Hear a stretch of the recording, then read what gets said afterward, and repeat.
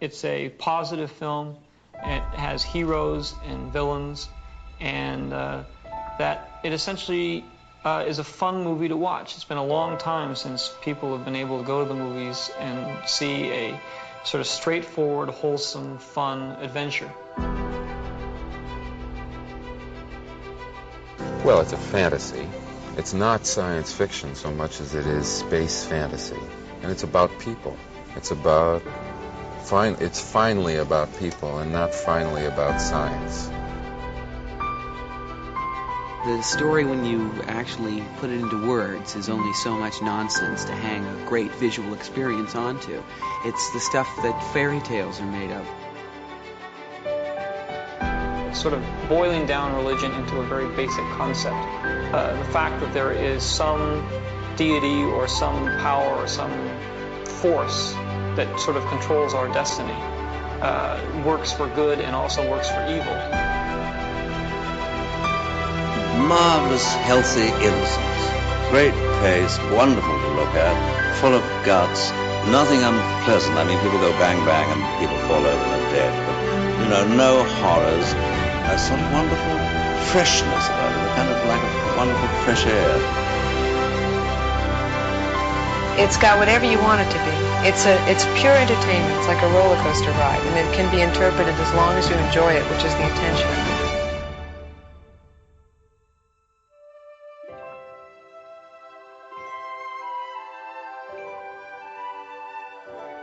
Hello, we are Generation Skywalker, and this is the first ever episode of Those Old Fossils. And this is our Vintage Roundtable show, and it's lovely to have Generation Skywalker hosts completely across the board. We have got with us Craig. Hello, Craig. Hello. Jez. Hello, mate. Mark. Good evening. And Simon, who was meant to be here, but he's decided to work. No, he's been held up at work. We've already put this off 2-3 times, so although we will normally have 5 hosts on these roundtables, tonight we just have 4 and Simon's notes. So we're all good. Now, as it's the first roundtable for the vintage, I was going to go round you all and get you to give us a 60-second overview of vintage collecting habits, what you're currently collecting, what your collection looks like. Now, I know some of you have got quite extensive collections, so you've got to get it into under a minute. So let's start with Mark.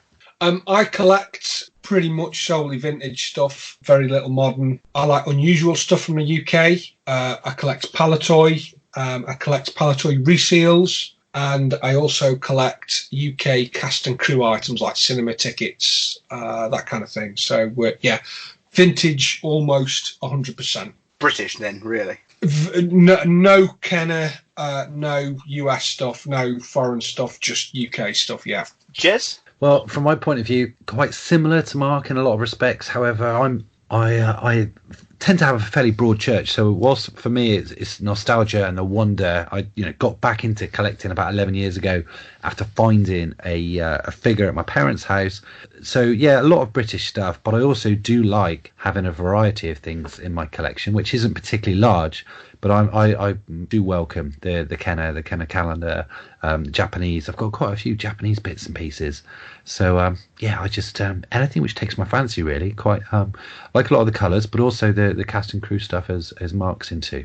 I don't know. If anything just grabs my imagination, I'll go for it. Very nice, mate. Very nice. Craig?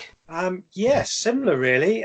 Primarily vintage, although I do dabble in modern things. And that vintage stuff is skewed towards the UK. I think that's because that's where a lot of the nostalgia sits. The toys, everything that you would expect, but a lot of the kind of side material, big stationery fan, soaps and smellies and things like that. And I'm a big fan of kind of the printed stuff, the ephemera, the stuff that got thrown away. Anything with sort of brightly coloured graphics from that era. It's just, I'm like a magpie for that stuff. Brilliant. Well, that was very well done, boys. 60 seconds, no more. Only Jez went slightly over. You boys, as you get to record with him, you'll find that he does waffle. I don't believe I did, actually, but there we go. Like all our roundtables, 5 topics we will be discussing. So we've chosen 5 vintage topics. On to topic 1. Now, Jez, you came up with this, and I think you told me it was maybe a moment you were having recently, and I'm going to read it exactly how you put it to me. Okay. Do you ever ask yourself, why the hell am I collecting this stuff? I think you have to ask yourself, why did you start collecting, and then where has your collecting journey got you? You know, and I started collecting, if I can, mate. I started collecting for nostalgia and just for the whole childhood, bringing it all back. And as someone else said earlier on, for to simpler times and everything, and all that was great. And then it goes from, I'm going to choose a loose figure. I'll get a loose complete one. Now I'll do this. Now I'll see if I can get a run of loose figures. I've got my first carded figure. And then suddenly you find yourself listening to a podcast where people are discussing the intricacies between, this is a 20D and this is a 20E, and I need to get myself this and I need to get myself that. And I'm thinking to myself, where am I going with my life? Hang on a second. I've got really, really important things to do, and I need to do this, and I've got this assignment with work, and I've got that to do, and I was just sort of getting bogged down with real detail, and I was just thinking, I'm a complete nerd, and if any of my sort of work colleagues listened to the conversation which I was listening to or participating in, it would just be a case of, what on earth are you talking about? Have you gone mad? And sometimes I just think to myself, what I know that you should collect what brings you pleasure, and you should collect for you, not for anyone else. But it's just every now and then I just feel like, where am I going? But I do still massively part of this collecting community. But I've just found that at the moment I've taken a real hiatus of collecting. I'm still looking at stuff and I'm still seeing stuff on Facebook. But for some reason I've not bought much. But I'm cool with that. Doesn't mean to say I love it any less. But I'm just not buying much at the moment. They find collecting goes in those kind of cycles anyway, where life gets in the way and it maybe takes a back seat, but you then get that time and you re-dip into it, and it comes in waves, doesn't it? It really does. I think it may well come back to me again when I go get away again with work, because I did find when I went away last time that, if you remember, I was buying loads, I was ordering stuff because it just again rooted me in that security and that belonging and that nostalgia, the love, all of those things which actually I yearned for a little bit more because I was away from my family, because I was away from those around me. So I have a feeling that my sort of desire to increase my collection and my love for being a vintage collector will come back a little bit more in the next month or so.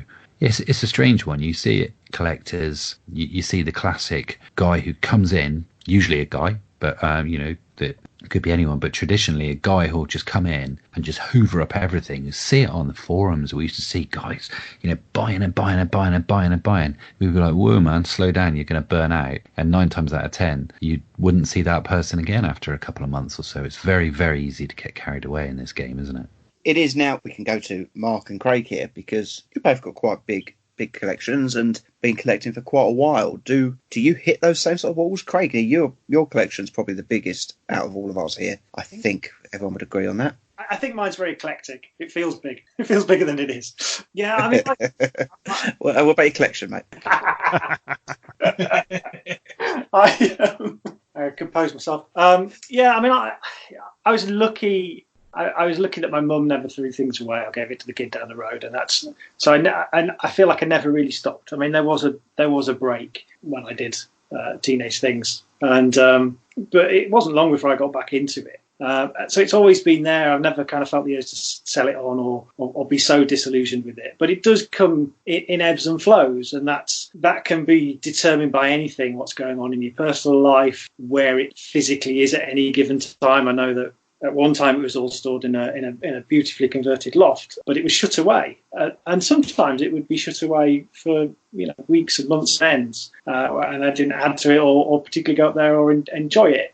I think as collecting is more of an everyday stimulus for me with on Facebook and chatting to more people I've got to know, it's more evergreen than it's ever been. It's always there. But a couple of years ago, we moved house. It was in storage, and parts of it was sort of went forgotten for a good chunk of time while I tinkered with other bits. So it does. It does come and go, and it ebbs and flows. And I'm not a particularly focused collector. and I think that keeps it fresh for me. I don't get obsessive about variations and things like that, and I've got any number of runs at any given point. So in answer to the question, yeah, it does. It comes and goes for sure. How often would you add something to your collection, because you have got a lot of stuff?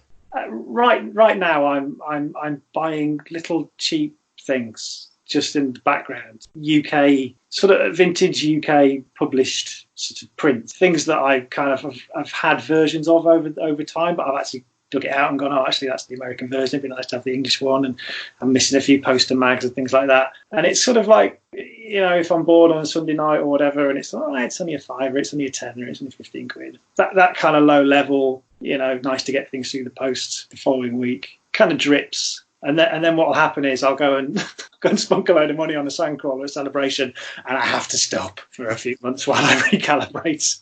Yeah, but it was nice, wasn't it? It was very nice. I can remember bumping into you the day you had bought that. And Mark, now I interviewed you probably 3 years ago, and you were quite structured at that point. But I think you've expanded a bit since then, because you went down the resale kind of market, didn't you? I did quite seriously, to the point now where I only need less than maybe 5 or 6 cards to complete a Palatoy debut run, and that goes from the 12 backs right through to the 45 A's.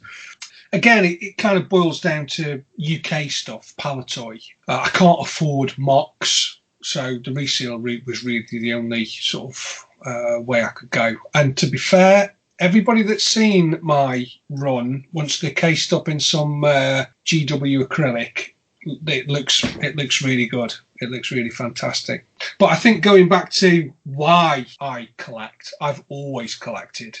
Even when Star Wars wasn't in favour going into the sort of mid to late 80s, I was still buying figures right up until about 1987, 88, and then I had a couple of years off, and then for whatever reason, I think I might have been walking past a shop when they were selling Star Wars figures for 50p. These were still on the cards, so I went in and bought a couple, went back a week later, bought a couple more, and before I knew it, I had about 60 or 70 mocks in a box in my bedroom. And a mate of mine said, "What the hell are you buying these for?" And he said, "God, they're really cool." And that started him off. And I don't know, I think you're either a collector or you're not. I think there's very little grey area when you collect. It's something that is inherent. It's like an itch you have to scratch, whether that be Star Wars or, for me, it's BMX or, other films. I really like other films, other science fiction films. So, yeah, to me, it's something that I have to do. It's partly nostalgia, but it's also aesthetics. I like to put on a display. I like to look at the things. I like to have the things on display. If something is in a box and it's tucked away, I haven't got room to display it, then I either sell it or I trade it. It's I have to see the things. So yeah, there's a mix. It's like a sort of melting pot of different elements of why you collect. I was going to ask you that because you are obviously you're a trader and you've traded going right back into the 90s, haven't you? Now, does that make it easier for you to move stuff on? Do you move your collection on? Do you have a collection of stuff and then that gets sold off and you collect something else? So I would describe my collection as quite fluid. If I get bored of one thing, I move it on and buy something else. The reason why I trade, one of the main reasons why I trade, in fact, the main reason why I trade, is it enables me to buy things for my collection that I wouldn't normally be able to buy. Paying bills and what have you, it's difficult for me to be able to justify spending X amount on, a resale or a Palatoy item or whatever. Whereas if I trade, I can justify it by saying, right, well, I bought this and I've managed to sell it for that. That means I can buy that for my collection. So, I'm a collector first and foremost, and I think this is absolutely critical for me to get across. I'm a collector first and foremost, and a trader as a result of being a collector. I think there's quite a few people who would describe themselves as traders rather than collectors, and it's solely it's solely a financial thing. And don't get me wrong, that is a nice element to it, but for me, it's collecting. Interesting, because it's a bit of a different situation to the likes of Jez, who's sitting there and sometimes gets swamped down in what he's looking at, where yours is constantly moving. So perhaps it's a different relationship. Because I know, Jez, you were obviously a Luke X-Wing focus collector. And I'm aware that about a year ago or so, you decided to sell some of that on to get to different items. So it's maybe, being a focus collector of one character isn't always the most ideal situation if you're having those fours. Yeah, it was a weird one because I had a non-focus focus when I first started collecting because I loved the variety of the card backs. And then I think, earlier on I said it's important just to collect for you, and that's first and foremost. So I think being a focus collector became quite popular. There was a lot of people who were doing it, and I was like, right, okay, well, natural progression is I need to be a focus collector, and I decided on Luke X-Wing because to me it was a massively iconic character. Let's face it, X-Wing in Star Wars. He was in his X-Wing in the sort of more Arctic type jumpsuit, but still sort of X-Wing orange flight suit as you'd know it in Empire, and also in Jedi. So to me it represented the trilogy beautifully, and he was the hero of mine, Generation Skywalker. So I followed it along, and I loved it. Got to a stage where financially I wasn't in a position where I could buy anything. The hobby was getting really, really expensive, and I had to put my family first. So yeah, I couldn't enjoy purchasing Star Wars stuff anymore, and I realized that I had a lot of orange in my collection and it wasn't as aesthetically pleasing for me. So I decided to let some of that orange go, which would then free up some funds for me to once again enjoy the buzz of being with you guys, being at the conventions and actually purchasing some new carded figures. So it didn't actually cost me anything. And yes, I did some trades that weekend, but I most certainly wouldn't put myself down as a trader. I put myself down as someone who refocused his collection and went back to having a non-focus focus. Now, I know Simon was missing at the start of the show, but he has actually just popped up on our Skype. And I know that, now, Si, I've known you a few years now, and you put together some beautiful runs, but you quite often sell those runs on. You kind of dip big in and out of it, don't you? I sell stuff as I find it necessary. So we're all, family guys, jobs, bills, kids, etc., etc. And Star Wars toys are just that. They're toys. They're a bit selfish. They're a bit self-indulgent. And when needs must, they're the first things to go. I don't have any of my childhood toys left. They would never be for sale if I did. I sold those at Car Boot in about 1986. So the mocks that I buy and sometimes move on are just those that have been through other people's hands. So in that respect, they don't hold any real... most of them don't hold any real personal sort of feeling of ownership. So yeah, occasionally I move them on, but I've done quite well. I've this run that I put together after the last big sell-off, which was, when was that, Stu? Was that Echo about 3 years ago? Yeah, that would have been the first Echo we did together. Yeah. Yeah. So third Echo. So yeah, I've had my current mock run for about 3 years, so I'm doing well. So generally speaking, well, we've all just discussed why we collect, but it was Jez's question, Jez. What did you answer yourself when you were sitting there looking at your stuff going, why the hell do I collect this? Because it still gives me great satisfaction. It really, really does. I moved something in my sort of outhouse, summer house, some may call it a shed, my summer house where I've got my stuff.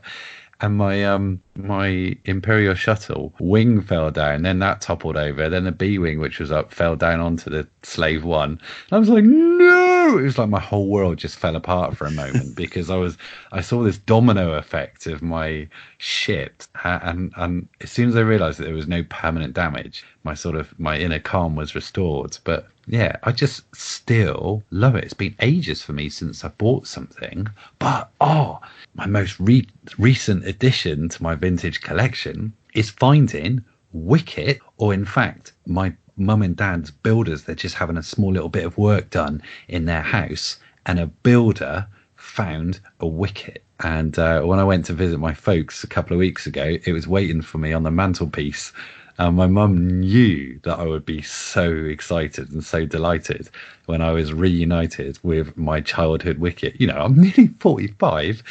And believe it or not, before you put in the cheap gags, and to be reunited with one of my favourite childhood figures was just brilliant. And I don't know if you remember, I had to straight away message you guys because I knew that you knew how important that would be to me. Love it. I don't think I've ever heard the word wicket in so many times in one sentence, mate. You're right, actually. I sometimes think, oh, what am I doing? And then, like, at the weekend, I thought, I'm going to dust my cabinets. So I took everything out. But as soon as you get it in hand, it just brings that passion back. And I've only got a small collection compared to some of you boys, but there's something about just handling it which makes it better.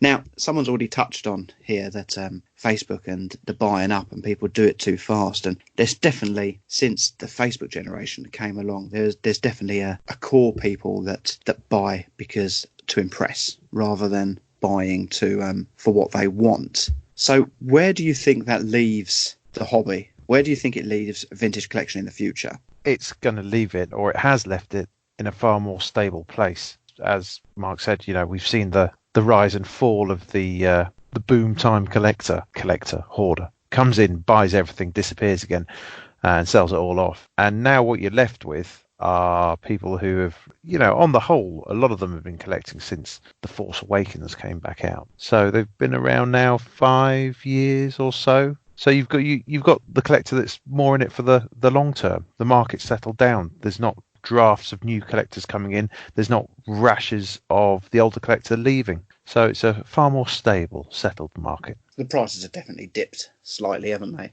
Oh, not without back doubt. to pre-Force Awakens prices. No. But they are very much sort of halfway up the scale, I'd say, in terms of where they went. They're a long way off their peaks. Anyone got any predictions of where we think it's going to end up? Si's gone with a very stable future.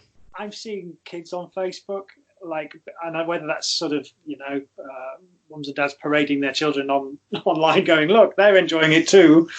I mean, I always think that, there are collectors of kind of my generation who go nuts for, pie crust eye Mickey Mouse figurines. That's not a nostalgia thing. That's a kind of pop cultural heritage thing. So, there's a lot of talk about whether, collecting will die with our kind of generation. It will certainly reduce, but I don't think it will die. Looking at the online world, the social media world in particular, it's just a microcosm of humanity. You get the show-offs, you get the kind of shy people who lurk and occasionally ask a question very politely because they hold the experts in much esteem, and you see that sort of playing out every day. And then, of course, you see the dickheads, causing fights and things. But that's just humans interacting in a small space.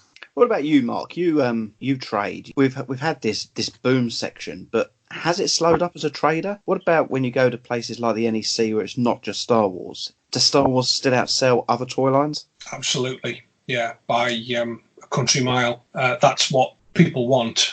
In my experience, anyway. I'm sure other traders will tell you otherwise. And I think I've got to a point now where people come to me because they know I will have almost solely Star Wars stuff. I have tried other lines, He-Man and Ghostbusters and Transformers and stuff, and I've never really had the same sort of passion for it. So I found it a tricky thing to sell for me anyway.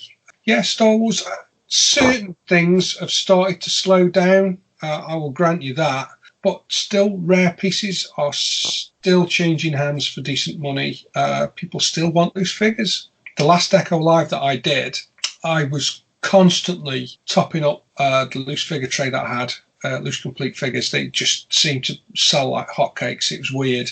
And yet the previous one, I barely sold a single one. It was very, very strange. It seems to sort of come in peaks and troughs. But yeah, Star Wars is still strong. Not quite as strong as it was sort of 3 or 4 years ago, that's for sure. But yeah, there's still a strong following for it. Jez, where do you see the future of Star Wars from your point of view? Well, it's very interesting from a certain point of view. So cheesy. I just love the opportunity for a sound drop anytime, Very much like what the guys are saying. I see it going off on two different paths, though, because we'll get to the stage where people are content that they've collected from a childhood point of view. So I think regular loose figures or weapons, I think, will sort of peak and not rise anymore, or certainly start to decline. I think they'll always also within society be the people, the showboaters and stuff, who go off and do the stuff on Hakes and the other auction houses where you do things just go up and up and up. Yeah, occasionally we'll see some bargains. You know, you look at it and you compare it to, say, you know, Action Men or Dinky Cars and stuff, where they are that older generation, so there now isn't the drive, isn't the desire. But Star Wars should also not be compared to those things, because it was such a globally phenomenally successful market that there are so many more people. You know, we think about it as a generation. I said earlier on about, you know, those who grew up in the 70s and 80s, we're Generation Skywalker. But I was actually incorrect. I was wrong, because thinking about it, you know, we all met the guy George and his girlfriend. Oh, what was her name? They go to the farthest front. They've been to Celebration, and we see them out and about. And his name was George. I think it might be Lucy. They're like mid-20s, maybe just under mid-20s. But he's a guy who just collects vintage figures and vintage ships and stuff. And I think we were in Chicago, and he was saying, "Oh yeah, I've just finally found this Rebel transporter in this particular box which he was after," and he was so excited about it. You know, this is a guy who was born in the 90s, and so I was wrong when I said Generation Skywalker is for those in the 70s and 80s. Not at all. So what do I mean by that is I think people are always going to want vintage. Be interesting to see over the coming years. Now, something that's been quite noticeable tonight is that really, if we all had to give one reason why we collect, I think nostalgia would be the main reason. Would anyone disagree with that? I think it's very layered for me. I think there's lots of reasons. I think nostalgia is a big one, but I think there are other factors. You know. Okay. Today, I think at one point in my life, yeah, it was nostalgia. But now it's all tied in with, you know, as Mark said, the aesthetics, that side of things, the design side of things, but also the social side of things. You know, I remember a time when you didn't really talk about this stuff. You know, I was, as Mark kind of said as well, you know, in those kind of dark years, it wasn't something you broadcasted. It was a really geeky thing to do. And I remember working sort of my second big job, and no one knew I collected Star Wars things. It just wasn't something that you talked about. And I remember somebody had been into town and they'd seen in Oxfam, they'd got a load of vintage with some boxes. And I thought, well, I'll go have a look around. Go have a look. So I left my post, went round, it was just around the corner from where I worked. And sure enough, there was lots of the usual Oxfam. They'd been on, you know, collector's guides, eBay, what have you, and overpriced it. But there was a Darth Vader's TIE Fighter Palatoy box that they folded flat and put at the back of the display. And they said, I said, okay, can I just buy the box? And the old lady behind the till said, it goes with the ships. And I said, no, it doesn't. And I walked her through it. That goes with that one. That goes with that one. So that's just a box on its own.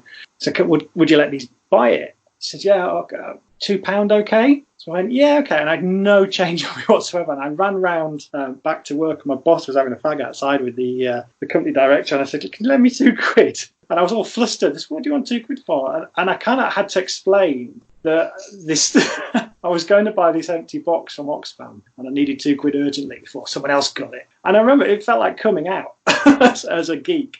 And they were just most amused by this, you know, and then they started asking lots of questions. So I'm waffling now. What was the point? I don't know, but I enjoyed the story.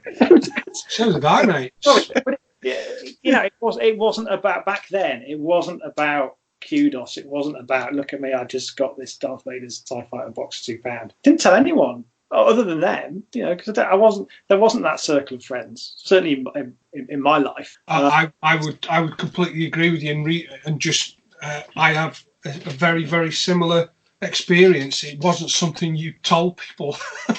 It was done in secret almost, unless you met somebody at a toy fair or you know, you found out somebody liked Star Wars. You could almost, oh, you like Star Wars as well. You know, it wasn't something that you were broadcast at all.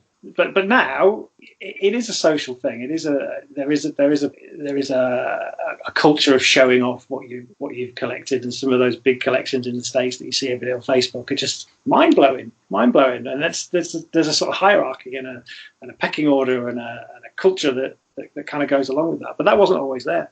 I'm sure we'll return to all sorts of these kind of topics over the coming months. But yeah, interesting. There is a great disturbance in the Force. We have a new enemy. The young rebel who destroyed the Death Star. I have no doubt this boy is the offspring of Anakin Skywalker. Topic 2. Now, I don't know if you boys saw this over on the Imperial Commissary, but there's often so many arguments and so much bitching going on social media and whatnot amongst toy collectors. There was a little concept went on Imperial Commissary, and so many people, so many groups got involved in it, and it was wonderful to see. Now, Jez, I'm going to come over to you. Can you explain to us what the concept was and what took place on Imperial Commissary? Quite simply, let's recreate Star Wars card art. So, yeah, funnier the better, really. But you got your classic card art, which we'll all be familiar with, the 3 3/4 inch line carded figures.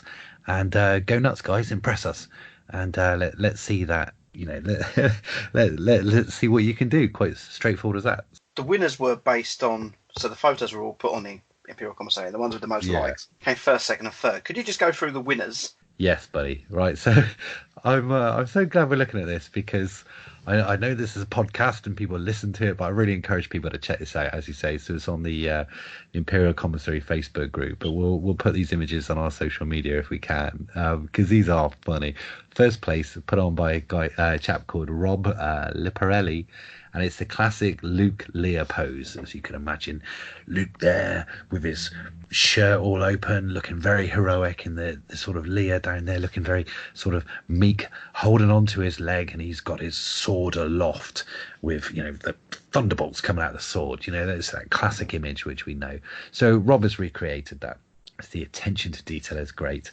But I want to cover what he says first, because on the photograph it just says, "The missus has got the hump and lost interest, so it's just me." And he goes on to say, "Apart from a few belly hairs and being the brown-haired version of Luke, I look as good as I did 40 years ago." This guy is not afraid to take the mick out of himself. He's there, and he's just slightly more sort of middle-aged spread than our classic hero Luke would have. He's got a lampshade which he's holding above his head. Coupled is he's got 3 umbrellas with it to show the thunderbolts coming out. So it's a really, really great look. He's got his open shirt with the flared cuffs or sleeves. Rather than Luke's white trousers, he's got some sort of white leggings, long johns, which are wrinkled at the lower end, very much like Nora Batty, for those people who watched Last of the Summer Wine. It's the star position. So post-production, he's added some stars like you would actually get on the carded figure. I love it. The guys put so much effort into it, and that's great. So that was the first place. Second place was quite simply Eric Mazalik did the Rancor Keeper. So again, head cover. So he's there, Rancor Keeper, not the most flattering of pictures, but this is the key theme throughout this. You've got all these mainly chaps on the Facebook groups, and none of them being a bit too sort of prim and proper about it. They're all just quite happy to go with the flow and show themselves in all their glory. So he's there as the Rancor Keeper with bare chested and some sort of hand tool and his lovely black socks. So yeah, great one, just taking a mick out of himself. And third place, Stephen Hopwood. Now Stephen put on lots of these. He really got into it. This is I think my standout favourite of all of them, which is the Knee Numb. So he's got, I just started to talk about it. He's got a black skull cap to sort of help with the top of Knee Numb's head. He's got a red shirt and he's got some sort of black waistcoat or jacket. But what's nailed it is he's got 2 tortilla flats with a hole in each one for the eyes. I'm not doing it justice at all, but it's hilarious. As soon as I saw that, I was laughing out loud. And for me, yeah, all of them, fair play, lads. Not met any of those guys, but having seen those 3, that's just brilliant. I love seeing stuff like that. It was brilliant, and it went on for a few days, just different people just putting them up, and some of them were exceptional. You know, people tried to do all sorts. You had FX7s and all sorts being added to. Now, Mark and Craig, did you have a look through the list? Did you see anyone else that stood out to you that you loved? I want to just go back to something you said right from the start, was it was just lovely to see something positive and something creative happening between the Facebook groups instead of a lot of the negativity, which tends to really overtake some of the groups during the day. You know, a lot of drama on the internet, and it really is pretty depressing. But this, I have to say, what a cracking idea. And it was, to me, the crapper ones were the funniest ones. And my personal favourite was the same as Jez's, the guy who did Neon Numb. I thought that was brilliant. I think he had the look on his face was just perfect. You know, that was the best one for me. Yeah, I mean, I'd echo what Mark's just said. You know, I think the spirit of this was just brilliant, and they all tickled me in one way or another. You know, the inventiveness and the sort of the spirit. It was just fun, you know. And I do have some experience of people who take cosplay very seriously, and this was the antithesis. It was just for the pure joy of it and for the pure love of Star Wars and collecting. It was great. The standouts for me, I really liked Carlos Beltran and his IG-88 with his little spindly legs. That just amused me. But I think my favourite was the guy, Mark Catley, who had recreated, presumably it was one of his cards, a Return of the Jedi card with Vader, where the free coin promotion sticker was stuck over his face, and he obviously printed out a massive one and stuck it over his face. And there's a photograph of him pointing Vader style with these stickers where his head should be. Well, that's, you know, just the lateral thinking of that elevated it for me. You're right, that was brilliant. Some of the effort, you know, even like the AT-AT commander with the AT-ATs. Do you see the bloke that was just on all fours in a grey outfit in the snow, just like some red laser coming out of his mouth? It was just like, yeah, it really did capture the imagination. It was brilliant, and well done to everyone involved, because it was great to see. Right, now, actually, before we move on, what would you have come up with as an idea? I did look through them, and I know we mentioned him earlier, but the Han in the trench coat looks like he's just in his dressing gown having a scratch in the morning. And for me personally, it wouldn't have been much of a stretch to have achieved that look. I think if you could have had fun with some cling film and gone for hand carbonite, I think that could have been a good fun one to do. There's been a lot of cling film, hasn't it? It would, but you know, you got. I think I would have gone for FX7 and stuck a pin on my head and got the missus to take me outside at night and photograph me against a sort of Starfield background. You're a bit obsessed with FX7 tonight, aren't you? I am. Bit of a fetish, I think. Right, so that's a discussion for another time, Mr. Skinner. It is, I think it is. I think you're just wondering about all the hands.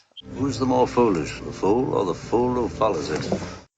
Right, boys. Now, topic 3 was Christopher O'Reilly, who made a post on Best Bin Prime about some beta cards that he loved. Now, there were 6 cards. I think they were all Return of the Jedi, but they had a yellow tape over it, which had special value on it. Now, I've not seen that before. I just read the thing. I just thought, he's just picked up some cards from somewhere. But it came to light that these were... People were a little bit...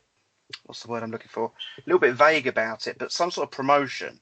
I looked at it and I looked around and I found other things. But so I set out for you lot what you could find about this promotion. Now, did anyone find? Well, let's start with Mark, because I gave Simon a question, and I know you're going to take his question on here because I'd never heard of Circus World, never heard it mentioned, but when I started looking into it, it's clearly quite a big place in the States. Could you give us an overview of the stores, what their general kind of sales were like, what they sold, and what happened to that company? Circus World toy store. It was founded in 1964, so it's quite an old company, quite an established company, and it was originally called Child's World, which is not exactly sort of brand friendly, I guess. But so it was renamed Circus World in 1970. It was just a US shop. It didn't sort of travel across the pond or anywhere else. So it was just a US store. And it was bought out in 1982 by a subsidiary of Walgreens. Throughout the 80s, sort of business dropped off and it started to make a bit of a loss. And then it was eventually bought by KB in 1990s. and it was changed its name to Circus World, and that lasted only till 1996. KB eventually went sort of belly up in 2009 themselves. So yeah, it's it's one of those sad high street tales of an old company eventually sort of succumbing to market forces and closing. But it's not one that I'd ever sort of come across before. No, I'd never heard of it. Now, when I started delving into it, a lot of people were saying that Circus World popped up time and time again as a company in relation to this yellow tape. And KB, like you just said, had purchased Circus World then. And the other one that kept coming up was Models Chains. Now, it did turn out that these were actually taped or found taped to the 3PO and Vader carry cases, 2 figures at a time taped to these cases as a exclusive. Did you find anything on these combinations, Mark? Because also I read that some of these figures were also taped to mini rigs. I'll be honest with you, mate. No, I haven't. I did do a search online and I couldn't find anything. I don't know if anybody else has seen these before. It's certainly not something I've ever come across. I mean, I'm not actively looking for this kind of thing, so you'll have to forgive me for certainly not having any information on it from memory. But even an internet search didn't really throw a great deal up. So on that side of things, no, I couldn't really find anything, mate. I did find 2 or 3 images of the 3PO carry case with them taped to him, and the more I read about them, it did appear that it was mainly the Power of the Force figures stuck to these cases. So I'm going to come to you, Craig. That would suggest that it was quite late in the line, this promotion. Yeah, the only dates I found was just in reference to the guy who was showcasing it, that they were bought between sort of 85 and 87. So that indicates it's right at the end of the run, and they're just trying to get rid of this stuff. Trying to shift the stock, yeah. Yeah, because I did, on the SWCA, there is a piece from Steve Hoffman on there who talks about them, and he was saying they were being retailed at the time for $3.99. Well, that's a bit of a bargain for 2 carded figures and a carry case, isn't it? Jez, I know that you did find quite a bit about these, though. You're such a sound. We wanted you to find out if the tape came from Kenner, if the tape was sent from Kenner, because it appeared more than one store had them. I'm going to say the tape got sent as a roll. These didn't come ready-made. You didn't research that, mate. You just that's a well, good guess. I'll tell you why. Because Hercule Poirot here is looking at this and saying, well, yeah, a lot of them are Power of the Force, so towards the end of the line. But the ones which we've seen, there's a great one here with the 3PO, and it's got a Return of a Jedi squid head and a Power of the Force ATST driver. Now, both of them, you could say, yeah, look like there's a considerable amount of shelfware, which is shelfware which may not have been there. It's happened before they've been attached to this carry case, because the carry case would have shielded it from some of the shelfware. And also the big giveaway is these individual carded figures have got price tags on them, which have then been crossed out with another price tag applied to them and then another price tag removed. There is evidence here of some of these carded figures having been tried to be sold for quite a while. So this to me looks like a very clear case of in-house made in the store. So it's a case of, right, well, this may not have been just a Kenner thing, or some stores which all came under the same. I don't know if some of these stores came under a sort of umbrella company. You know, often you find, back in the day we had this in the UK, that you'd find certain chains were under one larger group. So it could be that tape was part of that group's tape. These were definitely not put on in the factory. This was a case of in stores just saying, right, we need to clear our stocks of these and let's whip them out. Yeah, to me it's a case of, this is along the whole 8-pack in a Woolies bin. Let's just get them out because these things are now bombing and we've got other things to sell. Yeah. Did anyone find anything else out about these? Because I just found there was loads of dead ends and lots of kind of guesswork from people that come. Yeah, you Google Star Wars special value tape and all you see are video cassettes, Betamax cassettes and DVDs and stuff. And then you type sellotape, and then you just get the C-3PO Sigma tape dispenser, and then you try something else, and it's quite difficult. This is quite a niche thing, and it'd be great to hear from some people who do know a lot more than us. That's very true. That's one of the reasons I wanted to cover it this month, because it is an area I'd never heard of Circus World before that thread that Chris had put up, and even them taped to. I googled it on all the forums. Vinny on Star Wars Forum UK, Vin 3PO, the 3PO collector. He's got an example. It's talked very, very briefly in there, but limited information. There's a bit of a discussion on Rebel Scum, but limited. So I would love to hear from anyone who's got any information on these, because it would be great to follow this up with some actual proper info that we haven't been able to find, because it is a bit of a gap in the knowledge here, and I think on Circus World. Stu, there is a lead, but there's a lead which I couldn't follow up, because when I was looking through it, I don't know where I found this, but there was something written. It could have been on Facebook, or it could have been on one of the forums. It says, in addition, these sets were featured as part of an article by Paul Lasso in the September 95 issue of White's Action Figure Guide. No hyperlink, nothing there. So we need to get hold of the September 95 issue of White's Action Figure Guide, and there is an article written by a gentleman called Paul Lasso. September 95 issue, I mean, does that mean it's a monthly issue? I don't know. But yeah, Paul Lasso, and go nuts, mate, because that chap wrote an article. So Jez will give us more information on that next month as he delves down that little rabbit warren. But more questions and answers really on that. Help me, Obi-Wan Kenobi. You're my only hope. Right, now moving on to topic 4. It's something a bit quirky and a bit niche. Chinese bootleg comics. Now, if you're friends with Craig Spivey or you follow him on Instagram, over the course of December he treated us to an incredible image every day of December, like a bit like an advent calendar. Now, Craig, I'm going to let you run with this because quite an interesting topic, and you're bang on it. Bang on it. Okay, what are we looking at? We're looking at Chinese unlicensed lianhuanhua comic books. Can we all say that? Lianhuanhua. Lianhuanhua. Lianhuanhua. You want a wanga? That's it. It's close enough. So it's Lianhuanhua. And these are unique to China. They're almost postcard sized. So they're about sort of 5 inches by 3.5 inches. They have colour covers, black and white pages. But unlike sort of comic books as we know them, they tend to be like one illustration per page with text underneath. So they're sequential panels, if you like, but it's more like a little sequential picture book.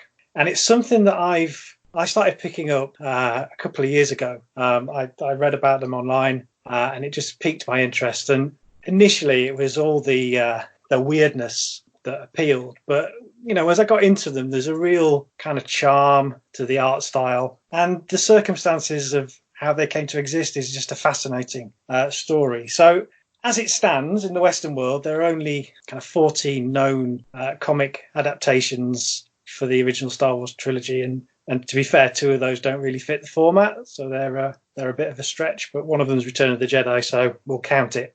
As a collectible, they're relatively affordable, £20 a copy I've been paying. So for something unusual and quirky as this, I don't think that's too bad. But I'm flying blind with it. There's not a lot of information out there. There's a few people who've collated a bit of information, but I can't read Chinese. So it's, you know, it feels like the frontier of collecting for me in a world of, you know, palatoy matrices and areas of collecting that have been documented to the most finite detail. This is kind of strange and alien and uncharted, and I love it.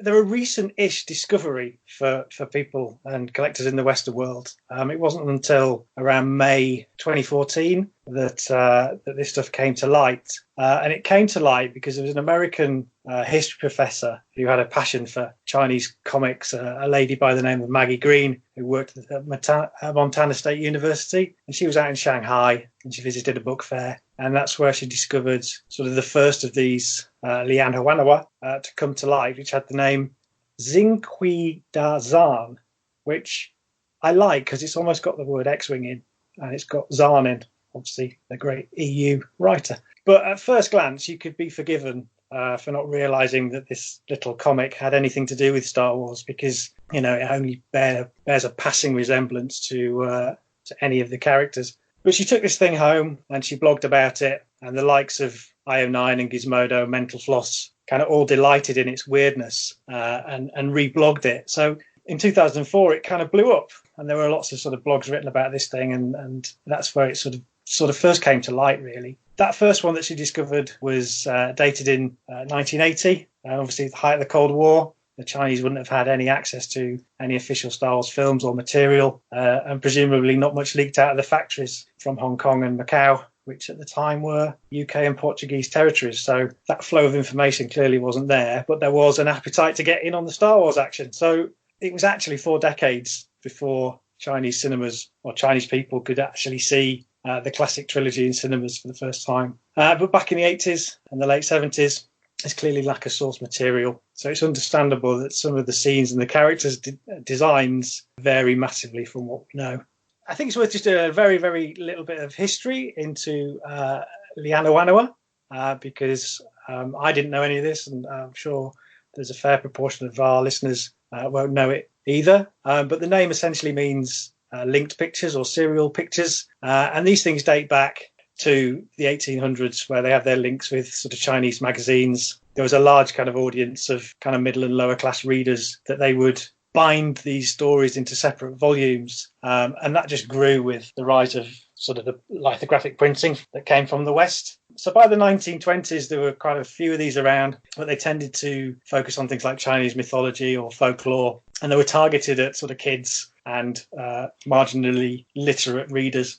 And rather than buy them, people would rent them. So you could rent these little comic books from kiosks around the 1920s. So they were part of the cultural landscape, I think, of China.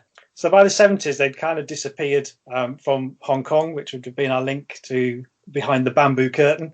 It sort of decreased a little bit during the Cultural Revolution, but they were still used for propaganda and education. So the format of these little pocket comics kept going. And they made a comeback in the late 70s. And the 80s, when they started to adapt films and TV shows from the Western world.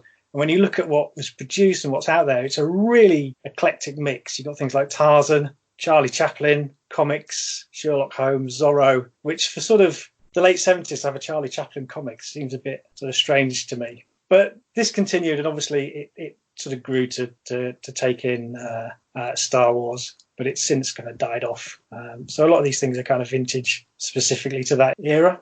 So since this first lianhuanhua book was found by Maggie Green, a few have appeared on the market, and to date there have been 6 different adaptations of A New Hope, 4 different adaptations of The Empire Strikes Back. There's 1 of Return of the Jedi, and then there are 3 editions of kind of reworked continuing adventures, really.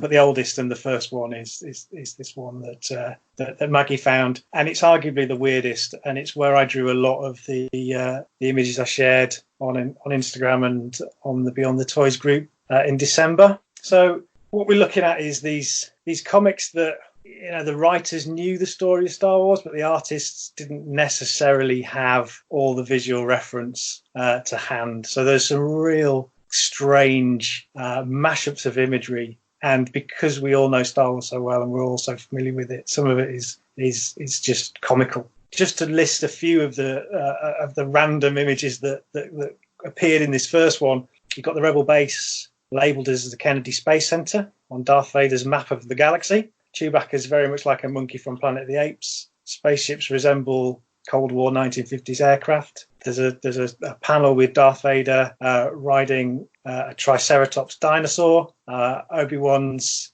riding into battle with his lightsaber aloft on looks like a Judge Dredd motorbike. Ben's hovel features a stack of whiskey barrels with J&B written on. The Lars Homestead is it's like a Frank Lloyd Wright style house. Aunt Beru's kitchen's kind of got cheese plants in it and looks like something from 70s Habitat catalogue. And there's just lots and lots of that stuff where the artists have had to just fill in the gaps really in their knowledge and taken whatever sources that they can find from Western culture and just appropriated it into these Star Wars stories. And it makes for such a curious document. So that first issue, if you're of a mind to, it was translated by a chap called Nick Stember, and you can visit nickstember.com and and you can read the actual translation of the Chinese and see those images. So out of the images that I put out there, and obviously, I limited myself to 25 because that's what Advent calendars do. And I also made sure that they had some Star Wars reference in them, because some of the panels are so obscure that people probably wouldn't have made that connection. So I did deliberately try and show stuff that was relatable. Does anything stand out to anyone? Absolutely. There's 3 that I absolutely love, and at the time I thought they're just great. I think the first one is Princess Leia in Bespin gear with her jebs out. I thought that was I was just looking at that one. Yeah. Absolutely fantastic. I mean, just great. Second one is seeing Boba Fett blow the crap out of 2-1B as he's storming out of Slave One. I thought that was great. I mean, poor 2-1B just stood there minding his own business, and Boba Fett just blasting through and shooting the crap out of him. And then the one that really sticks out for me is the one where I presume it's Han Solo and Lando Calrissian hugging. And it looks like Arnold Schwarzenegger is grappling Eddie Murphy. And Arnie looks really happy, but Eddie Murphy looks really, really upset about something. And what a cracking image! I don't know what the artist was on. I mean, they're on some serious opium stuff over there. But yeah, it's just cracking images, really sort of far out, drugged up imagery. Brilliant! I love it. I think what's apparent with those, with the Boba Fett and the 2-1B, is that if you look through that particular issue, and that's the one we've just been talking about, the Imperial stormtroopers are dressed as Boba Fett, which is kind of poetic when given what we know about the prequels now, and the origins of that armor. And the 2-1B characters are kind of Imperial officers that are littered around the place at control centers and pushing buttons and things. So, so the artist has seen those characters and gone, oh, they must be those. They must work on the Death Star or the Space Center. I think for me, the thing that really stands out to me is that the Chinese, they couldn't have had the grasp of Star Wars that we have. They couldn't have understood it in the same way that we understood it.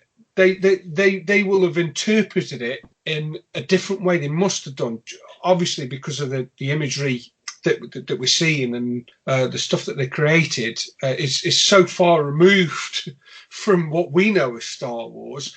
It must have been a fascinating process to watch these artists translate and then communicate to their audience, which is a different audience again, the story of Star Wars. Incredible, really. I mean, they vary. Some are quite close, but have sort of noticeable differences, and others are just out there. I love Greedo in the drink with Han. It's that if you couldn't tell that was Han, you'd wonder what the hell was going on in that picture, wouldn't you? Because with all its eyes. Yeah, it's got like a Chinese lantern on his head, hasn't it, or something? It's an incredible photo image. It's just really, really odd. And I also love the interrogation droid with the tentacles. With the tentacles coming out, and Leia kind of arms in the air, doing some kind of like as if she's stoned dance in front of it. Tarkin looks like a win or something, doesn't he? There's one where Tarkin's rendered as a sort of Ming the Merciless character. Yeah, he is. Yeah, which is bizarre because that's a kind of slightly dodgy racial stereotype from the 1930s of what Western culture thought baddies were.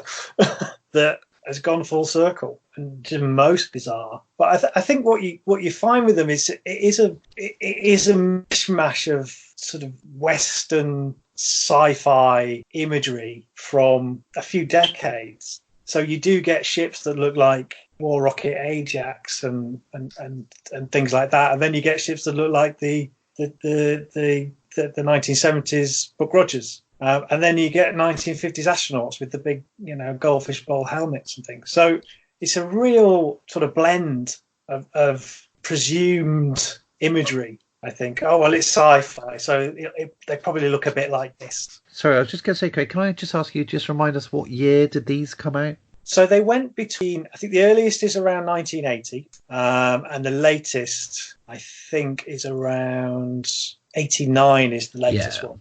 Because they seem to be confused, don't they? They've mixed films together. They've got different characters. You're like, well, hang on a second. So you're quite clearly showing Leia there, but she's Leia. This is meant to be a New Hope theme, but she's got a Endor Forest haircut. Or this one is from A New Hope, but then Leia's looking more like Leia from Jabba's palace. So yeah, there's definite confusion. You go back to the one Mark pointed out, which was Leia. He called Cheb's Leia, I think, and so that one's got more of a sort of Amidala style haircut, some incredible foreshadowing there. But actually, if you looked really, really closely, I don't think what Mark thought he saw. Actually, I think if you look at the chest, it's Order 66, because they look like two sixes to me. That's what I'm seeing there, but possibly not. And then you move down. You've been staring at that too long. Sorry, man.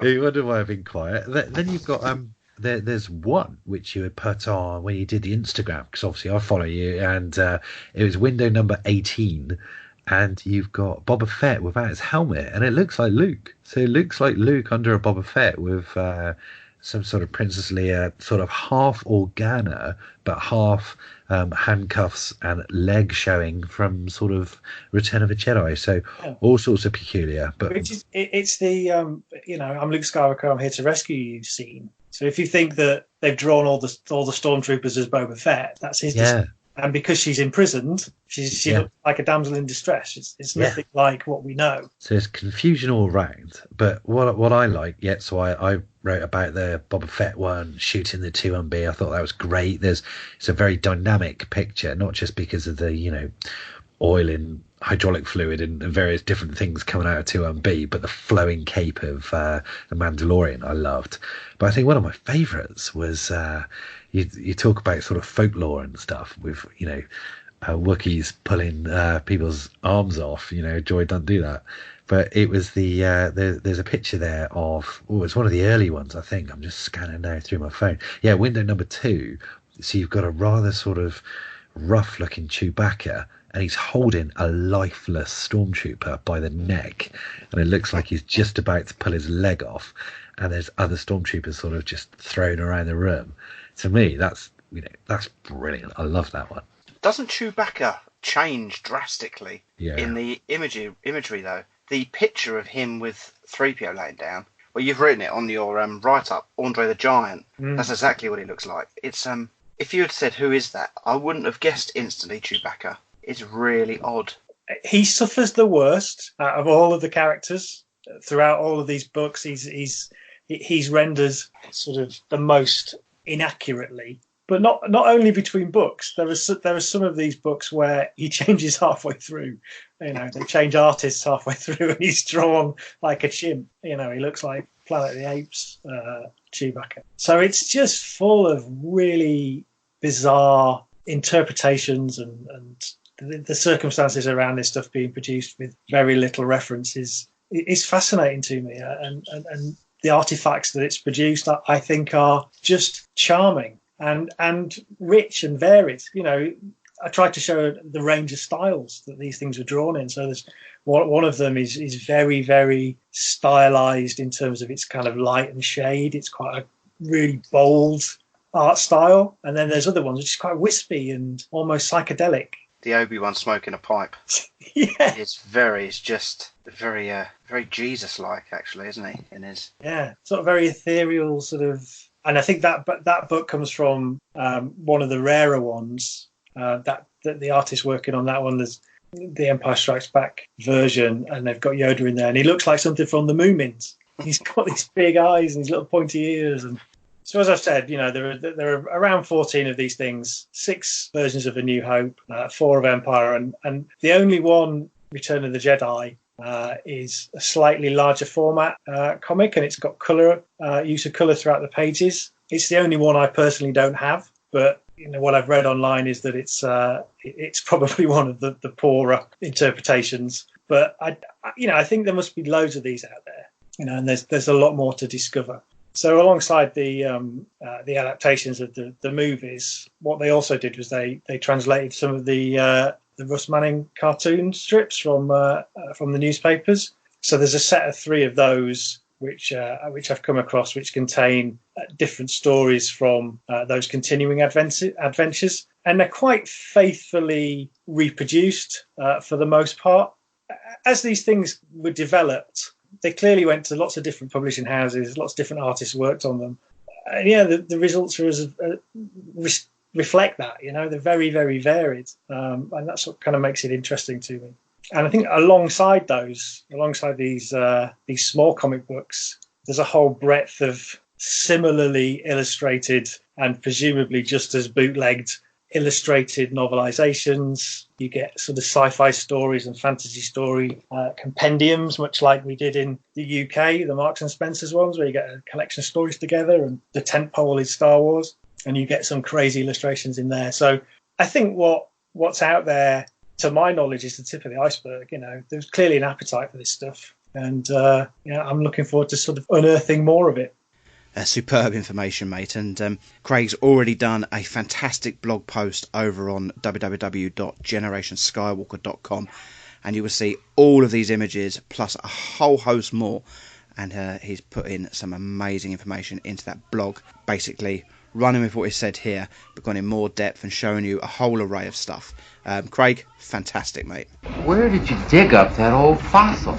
So on to our last topic. Someone had posted, it was actually a question on one of the Facebook groups going, has anyone ever seen this before? And it was the Kenner unreleased Rebel Armoured Sandspeeder, now near the end of the line. 85-86, obviously the line started to wind down, but there was a line extension presentation binder which shows a whole host of different things that were due to be. They're either in the concept stage, some of them have been kit bashed, there's images in there. Some stuff was made, the Ewok battle wagon and those kind of things are in there. The A-Wings in there, which did eventually come out with the droids line. But we're looking at just the actual Rebel Armoured Sandspeeder. And this was a kit bashed item. Now, Jez, can you describe the item of what it was going to be and how they kit bashed it in the image? So straight away you look at it and you just think orange snowspeeder. Questions? Let's move on. But no, there's so much more to it than that. So yes, you are looking at similar size, taking it from the main fuselage of the snowspeeder. I picked up on the fact it said armoured sandspeeder, and I was like, oh, right, okay, so what's so armoured about it? What makes it different? But no, the snowspeeder itself is called an armoured snowspeeder. I kind of glossed over that in my Star Wars knowledge. Main colours, though, predominantly orange, with some elements of black, some elements of red, and a little bit of off-white, a little bit, very much a sort of similar shade to your snowspeeder. First and foremost, well, apart from the colours, I would say the weapon system has been shortened. However, it looks like the weapon arsenal itself has been doubled. So if you imagine the fuselage of the snowspeeder, you'd have the weapons which were sort of coaxially mounted into the engines. You might think that they're prolonged engine intake, but the weapon system there, which extends sort of further forward than the fuselage itself, which could be sort of quite easy to get caught or snagged, or maybe it's not as maneuverable because of these long weapons. Well, they've been shortened, sawn off shotgun style, and they've been put sort of next to what looks to be some sort of big plasma weapon system. So it looks already slightly more aggressive system, I would say. So you've got one appendage on the front, as I say, coaxially mounted to the engines, which is the red element. So that could say, in my imagination as a kid, I would say, yeah, that's some sort of big laser photon sort of torpedo type thing. And then mounted by the side of that, you've got a shortened gun, which is the similar shade to the snowspeeder. So already there, you've got orange, red, and sort of, off-white. Then you look to the reverse, and it doesn't look symmetrical. It could just be the angle. I'd love to see a different view of this. But you've got two black appendages sort of sticking out the back. Now, one of those, again, could be some sort of cannon, or it could just be the engine exhausts. But they don't look identical. So that's an interesting one. Then you've got fins coming up either side of the cockpit canopy itself. Now, the cockpit canopy, when you look at the transparencies, they've not changed around the sides, but on top, what are you losing? You're losing the old harpoon, and it appears that you've got some sort of hatch or moulding on the top, but you do have these fins either side, which could be providing additional armour to the cockpit itself. So these fins have a sort of a transparency element to them, so they do have some sort of window pane, but you just might think, oh, that's providing extra extra armor. So all around, yeah, slightly more aggressive looking thing, but not in the movie. So I wouldn't have been as interested. There is one thing which I'd like to add, which I only sort of spotted at the end. You guys have seen this. Is there anything, and I know that it is quite significant, is there anything that I've missed so far? Got a little astromech in there. Yeah. It's great, yeah. So on the port side, just on the port engine itself, there is a little sort of moulded into it astromech droid. And yeah, that's a great little addition. It is pretty awesome. And I love the fact that it's intended for a certain scene, and we've got a little Medine with it. Very random figure to choose to be designed. Now, great description, Jez. Thank you. Yeah, because it is a lot different to what the actual Snowspeeder is, isn't it? Now, Mark, this would have been a vehicle a bit like the Troop Transport, a bit like the mini rigs that we never saw on screen. Now, when you get to the Power of the Force line, a lot of the figures are from Return of the Jedi. There is a couple from A New Hope. But so late in the line, why do you think they were going to return to a ship that we never saw on screen when the line was failing? As a decision, why do you think they've gone down that route? I think it's as simple as what moulds, what tooling can they reuse relatively easily and cheaply and create a new vehicle with what they had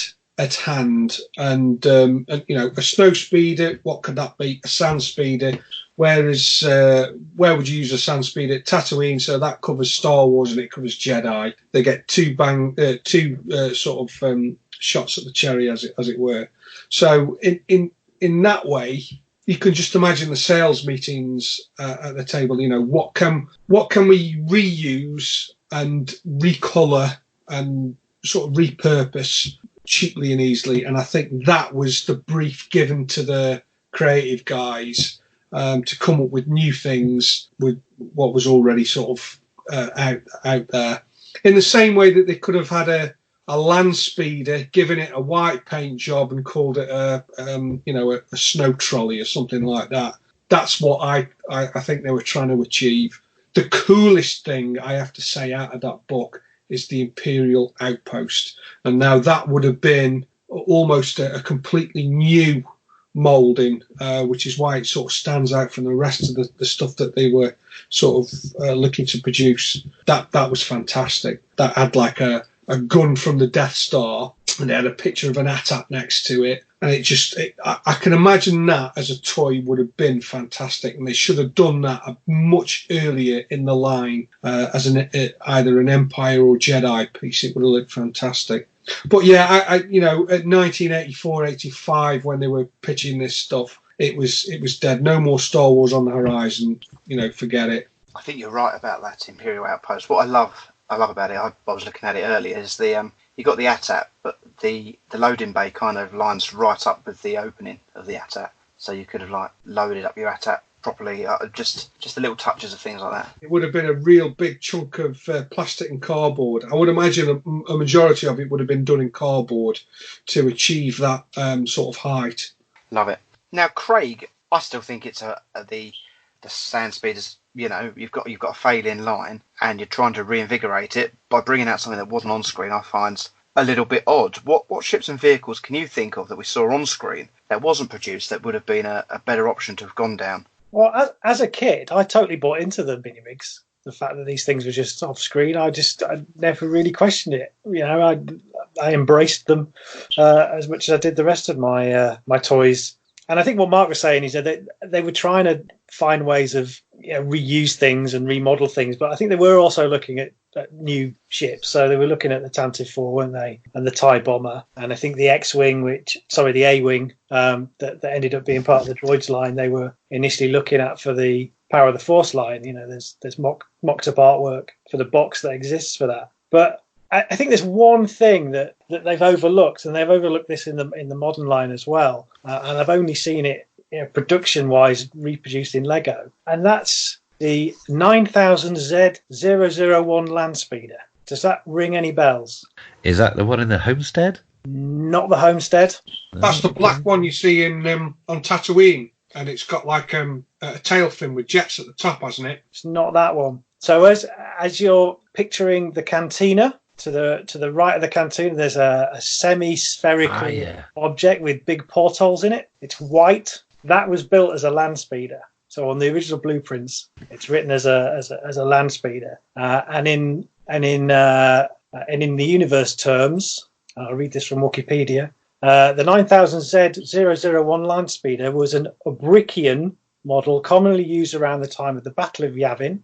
It was modelled from the 9000 land speeder, which had been aimed at Uyghur customers but had flopped. So basically, this was a little land speeder that was totally enclosed. It could hold up to 6 people, and they would all sit in a circle with one pilot, look out of the porthole windows, and get you from A to B, which I think would have made a great little mini rig style toy. Looking into the development of it, it was based on the little pods from 2001, the little single man pods in there, which is where it got this name Ubrikian, which is a little nod to Kubrick. Come on, who wouldn't have wanted that? Honestly, Craig, mate, I wouldn't have bought it. I wouldn't have bought it. I would have avoided it.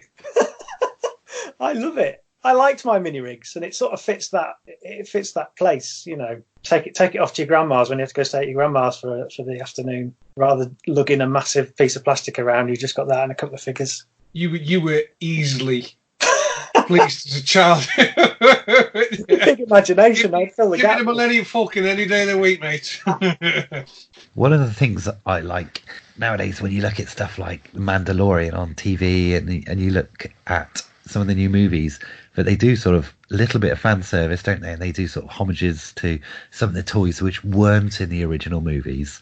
You know, we've seen it, and we're always looking out for, oh yeah, look at that, look at the Imperial Troop Transport, etc.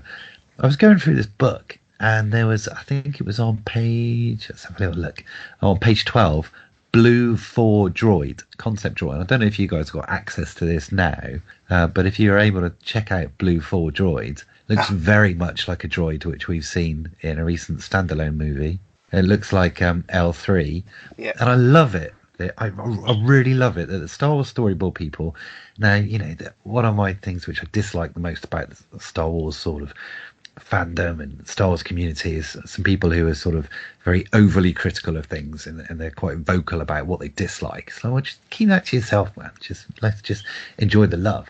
But what I do love is the fact that the people who are in charge of the Star Wars storyboard and the designers and all the talented people behind it are clearly going back through the archives and looking at some of this stuff.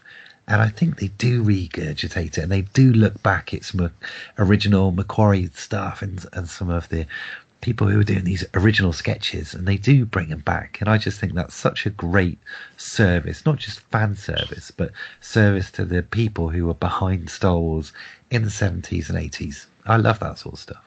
That's absolutely spot on what you've said there, mate. And it's what I find quite jarring. I know this is going a bit sort of off tangent, but it's what I find quite jarring about how the original trilogy looks to how the prequels look to how the new films look.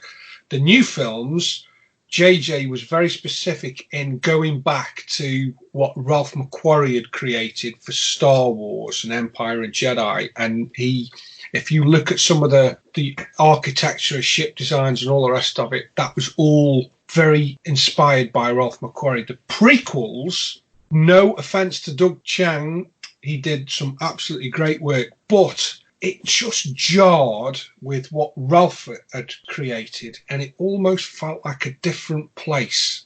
So yeah, in terms of The Mandalorian, again, Jon Favreau and Dave Filoni, they've taken really very heavy influence from the original trilogies in how things look and how things work and the architecture and the rest of it. And that's why I think it looks as good as it plays out. I think it's fantastic.